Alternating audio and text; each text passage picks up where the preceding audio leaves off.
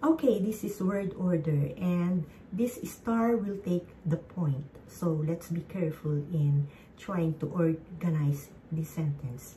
A says, あの人知ってるんですか? So he's asking an information about that person, if he knows that person. And B says, yes. 前に傘を blank blank blank star blank あります. So we have the words もらった ga 貸してこと. Okay, we have arimas as the end of the sentence. And what comes before arimas is always ga. So we have ga. So this is nibang, and we have ga. Okay, ga arimas. And look at this sentence. 前に傘を we have what marker is this? Object marker. And what follows o is always a verb.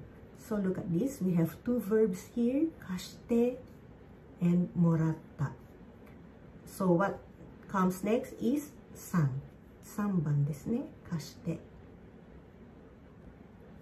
And it ends in te form, so it continues.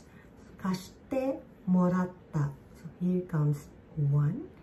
And the remaining is koto. Alright? Can you follow? So, this is yonbang. Wakarimashita ka?